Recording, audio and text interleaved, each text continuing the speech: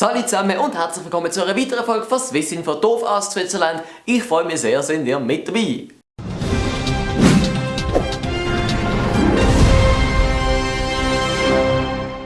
Bei der letzten Swissinfo habe ich ja ein Video verlinkt, wo man abstimmen konnte, ob man für oder gegen Durchsetzungsinitiative ist, und ich muss zugeben, es ist anders ausgefallen, als ich erwartet hätte. Ich habe nämlich erwartet, dass wir prozentual auf etwa 50-50 kommen. Aber jetzt der Stand von Samstag, 27. Februar am 5 Uhr ist, dass 50 Leute dafür sind und 168 dagegen. Oder in Prozent ausgedrückt, nur gerade 23% von meinen Zuschauern sind für Durchsetzungsinitiative gewesen. Das mag natürlich daran liegen, dass ich mich klar gegen Durchsetzungsinitiative positioniert habe. Allerdings habe ich ja klar gesagt, wenn es Befürworter gibt, dann schreibt doch eure Argumente für Durchsetzungsinitiative in die Kommentare, sodass die Leute dann in den Kommentaren können sehen, was es für Argumente dafür gibt. Und ich habe auch sehr gute Kommentare mit pro Argument gesehen, allerdings ist das Resultat trotzdem so ausgefallen. Das Video wird ja höchstwahrscheinlich nach dem Abstimmungssonntag erscheinen. Das heisst, von mir aus gesehen weiss ich jetzt nicht, ob die Initiative angenommen wird oder abgelehnt wird. Ich befürchte, sie wird angenommen.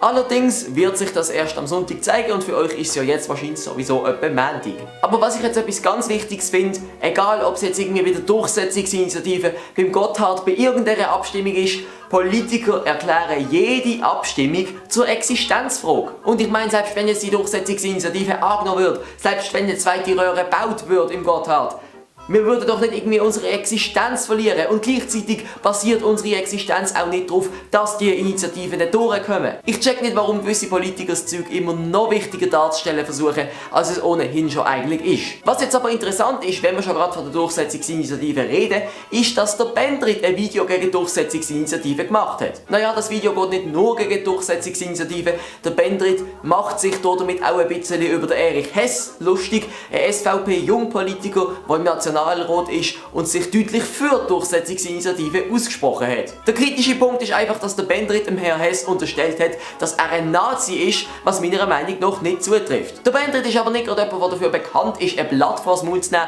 Das heisst, muss man sich jetzt fragen, hätten die Befürworter von der Durchsetzungsinitiative so oder so schon mit dem müssen rechnen, oder ist das jetzt doch ein bisschen zu herber Schlag? Ich bin gespannt auf eure Meinung. Und das Lustige an dem Ganzen ist, ich habe dem nächsten Interview mit Erich Hess. Das hat nichts mit dem Bendrit zu tun, das ist schon länger geplant gewesen, weil ich gefunden habe, ich habe jetzt zweimal Juso, einmal Grün, einmal FDP interviewt. Jetzt muss man der SVP auch mal eine Chance geben, sonst ist das nicht repräsentativ. Und es haben extrem viele SVPler abgesagt, aber der Herr Hess hat sich bereit erklärt, dort an diesem Interview teilzunehmen. Falls es möglich ist, ihm, wie schon beim Fabian Molina, eure Fragen direkt zu stellen, werde ich natürlich vorher ein Ankündigungsvideo machen, wo ihr dann eure Fragen reinschreiben könnt. Jetzt aber nochmal zurück zum Bendrit. Dem ist nämlich gerade noch kurze Zeit, nachdem er das Video veröffentlicht hat, ein Facebook-Profil gesperrt worden. Die Begründung von Facebook ist, dass Facebook sein Profil überprüfen muss. Das heisst, er hat sich sozusagen vielleicht einen falschen Namen angeeignet, weil jetzt sein Name prominent ist und Facebook nicht weiss, ob die Person, wo er ist, auch wirklich zu dem Namen gehört. Ein ähnliches Problem ist vor ein paar Jahren in England passiert, wo jemandem,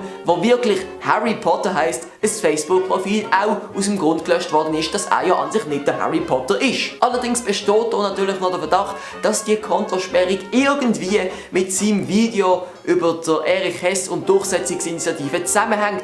Und da bin ich jetzt mal ganz gespannt, was habt ihr so für Verschwörungstheorien bezüglich dem auf Lager? Eure Meinung, eure Geschichte, eure Ansicht, eure Vermutungen ganz gern in den Kommentaren. So, und jetzt richten wir unser Augenmerk auf etwas Sportliches, das mit sehr viel Geld verknüpft ist, und das Ding nennt sich FIFA. Es ist zwar überflüssig, dass ich noch extra erwähne, dass es FIFA heisst, denn man weiss ja, wenn es um Sport und viel Geld geht, ist meistens FIFA im Spiel. Aber die besagte FIFA hat jetzt eben einen neuen Präsident, das heisst, unsere Sepp Blatter, unsere Walliser, unsere Schweizer, unsere Europäer ist nicht mehr der Präsident von der FIFA. Und jetzt fragen wir uns, wer ist der neue Präsident, und der heisst Gianni Infantino. Und wer ist das? Naja, er ist Europäer, Schweizer, Walliser und kommt aus dem Nachbarsdorf vom Sepp Blatter.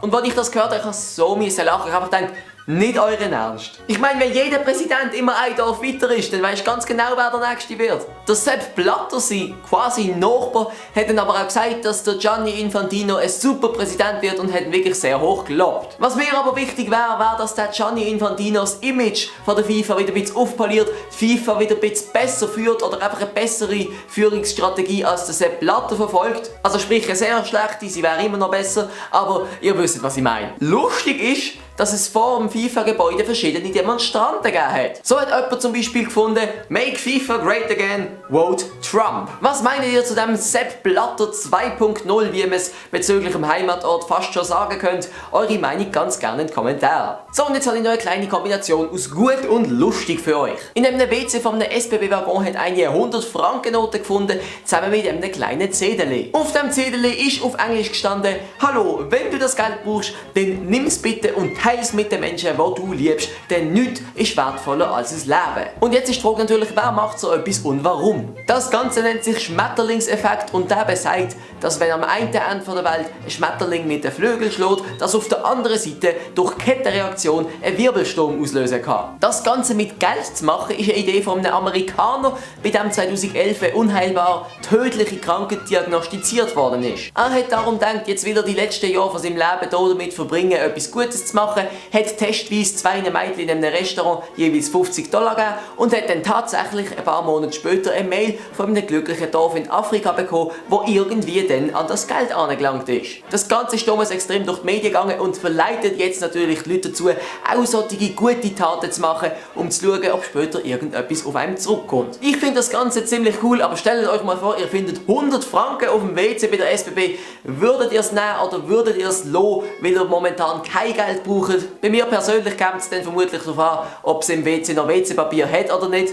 Eure Meinung ganz gerne in den Kommentaren. Das war es mit dieser Folge von Swissinfo. Wenn sie euch gefallen hat, würde es mich sehr freuen, wenn ich einen Daumen nach oben bekommt und euch in den Kommentaren begrüßen könnt. Ich bedanke mich an dieser Stelle übrigens auch für 300 Follower auf Twitter und fast 500 auf Instagram. Ich weiß, das ist verglichen mit YouTube natürlich nicht ganz so viel, aber ich freue mich trotzdem extrem viel über jeden Einzelnen. Und falls auch ihr dort noch vorbeischauen wollt, wäre der Link unten in der Videobeschreibung. Und damit tschüss!